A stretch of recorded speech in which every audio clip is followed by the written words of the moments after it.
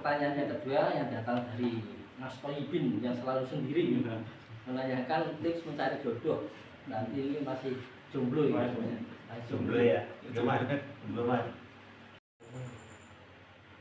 Assalamualaikum warahmatullahi wabarakatuh. Waalaikumsalam warahmatullahi wabarakatuh. Pertanyaan-pertanyaan yang datang dari komentar-komentar yang ada di YouTube atau email yang masuk. Yang pertama, yang datangnya dari Bapak Kosim. Pertanyaannya, apa tipsnya biar nggak ngantuk, Pak? Bagaimana cara menutup supaya tidak ngantuk? Ya. Memang ngantuk itu hal yang tidak baik. Ada beberapa hal yang menyebabkan ngantuk. Itu diantaranya terlalu capek tenaga dan juga capek pikiran.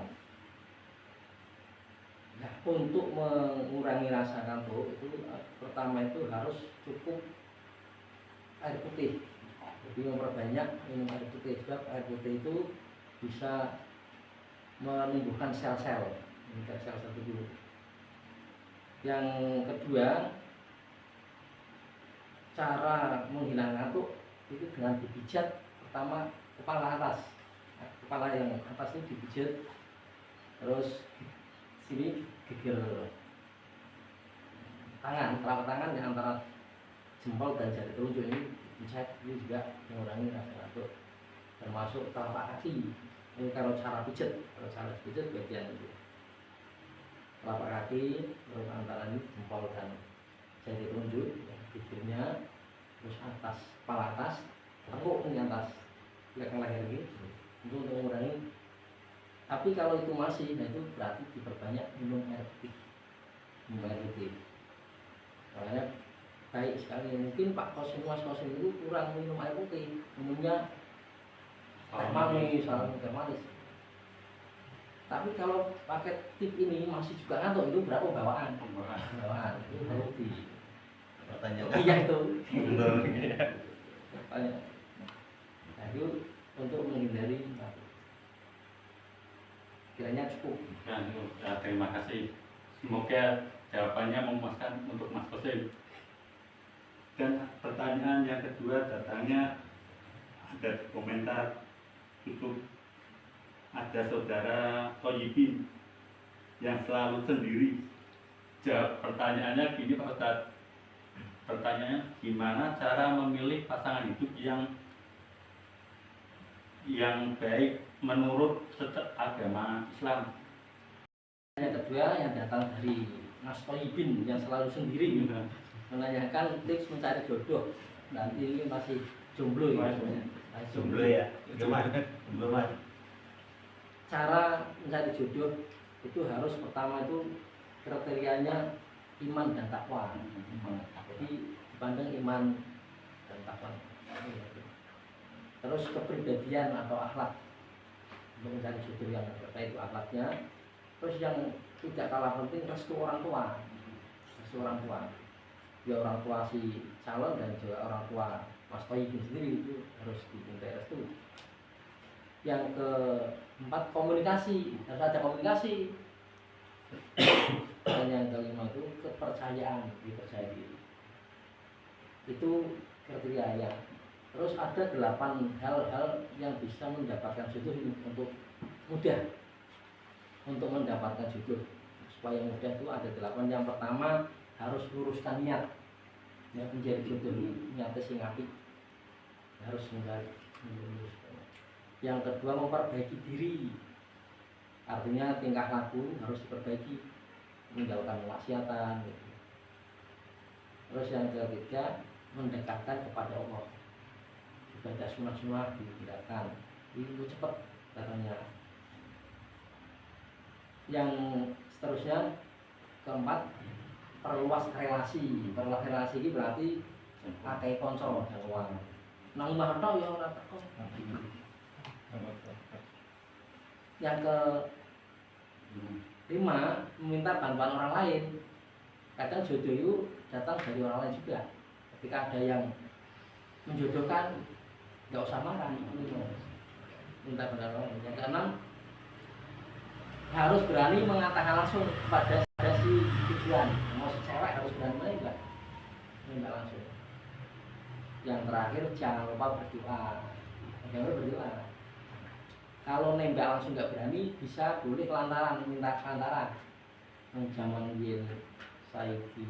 Sayyidatina Khadijah itu ketika ada rasa janggal Nabi lewat Maisarah untuk mengungkapkan. Nah, mungkin Mas Toyibin ketika ada wanita yang dicintai nggak berani menyampaikan, bisa lewat Dimas. Yang tidak kalah penting, ini ada dosa-dosa yang menghalangi jodoh. Ini ada dosa-dosa yang menghalangi jodoh.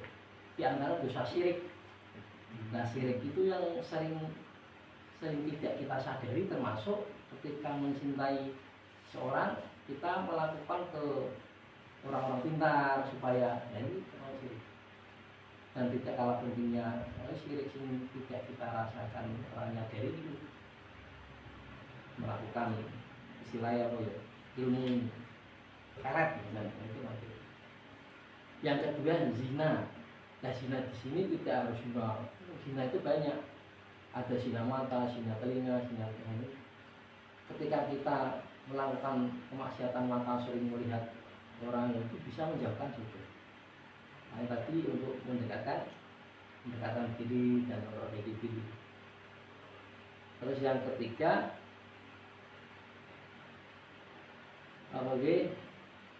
durhaka pada orang tua. Nah, itu termasuk menjauhkan jodoh yang durhaka kepada orang tua.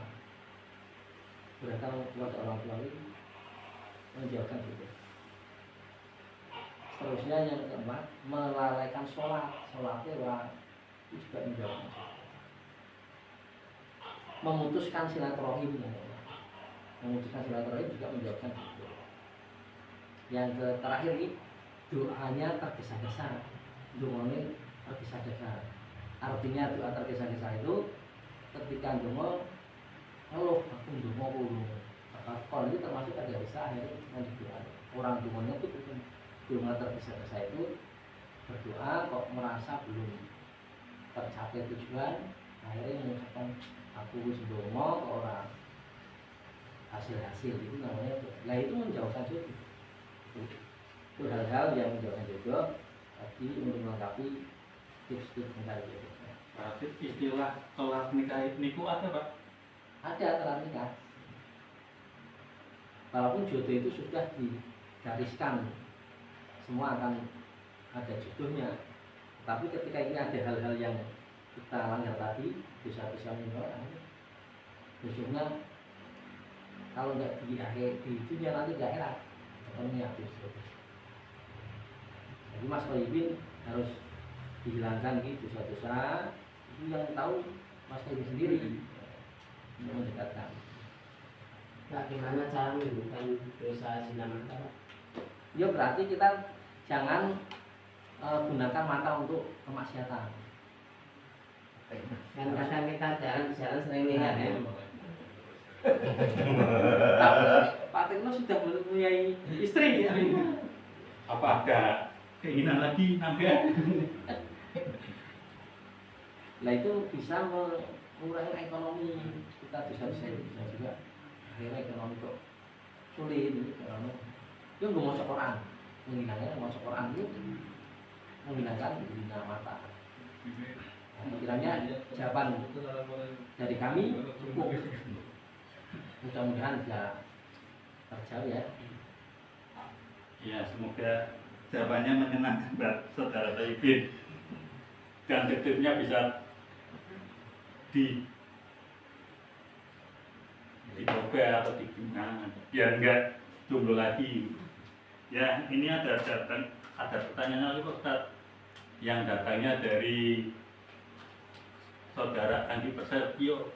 Oh, ini mungkin saudaranya Vicky Prasetyo nih, namanya juga sama, ada Prasetyo-Prasetyonya.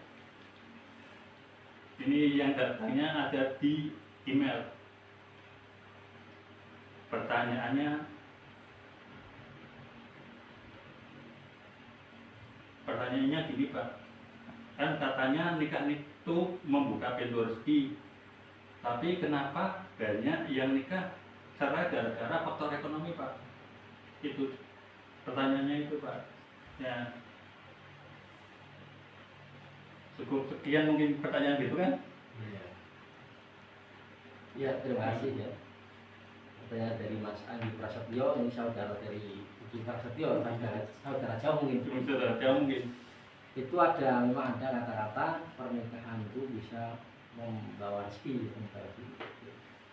tapi itu kan tidak mutlak, tidak ada, itu hanya satu penyebab untuk membuka pintu rezeki dengan pernikahan.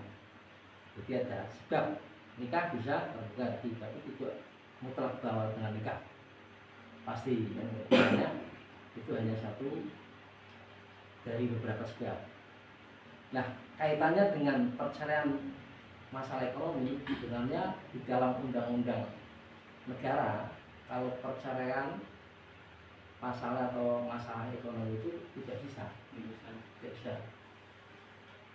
Nah, dengan masalah ekonomi akhirnya timbul pertengkaran. Nah, itu baru pertengkaran hanya bisa untuk mengajukan perceraian, mengajukan gara-gara ekonomi tidak bisa. Ulama pun berpendapat ketika masalah ekonominya tidak pokok, itu tidak bisa untuk mengajukan cerai. Kalau suami tidak memberi nafkah, boleh minta cerai istri. Minta cerai itu istri boleh menurut mazhab Syafi'i, Maliki dan Hambali. Kalau Imam Hanafi tidak boleh, lebih baik rukun bersatu, kita hadapi sabar, nanti akan temu jalan keluar. Kalau ini sulit itu ada tiga penyebab. Terus menikah kok ini pada sulit. Kali naik nikah ini rezeki tambah langgar itu ada tiga penyebab. Yang pertama, ibadahnya kurang, 5 waktunya tidak dijaga. Rumah tangga kok sholat yang tidak dijaga, itu menyebabkan ekonomi sulit. Yang kedua, ibadah orang benar, mau melakukan tapi tidak benar, itu syarat rukun dan syarat. Yang ketiga, kurang berpikir lah, orang berpikir malah. Tiga hal ini menyebabkan ekonomi sulit. Terus berumah tangga kok tetap sulit, itu di antara tiga pasti terjadi pada rumah tangga. Orang tahu pikir malah Allah, ibadah tidak benar, terus kita melakukan sholat waktu tidak dijaga dua orang. Jadi kira-kira itu, jadi pernikahan membuka rezeki hanya salah satu. Hanya salah satunya. Salah satunya. Tapi masih ada banyak hal. Masih banyak, tidak sebuah kemutlakan dengan nikah harus. Nah, makanya dengan nikah ekonomi sulit ada tiga hal ini. Ibadah itu tidak benar, sholat waktu tidak dijalankan, dan dia tidak bikin itu. Kiranya demikian jawaban. Ya, cukup sekian mungkin jawabannya bisa memuaskan saudara Andi Prasetyo. Ya, mungkin kali ini cukup sekian dari saya. Acara ini saya tutup. Wassalamualaikum warahmatullahi wabarakatuh. Waalaikumsalam.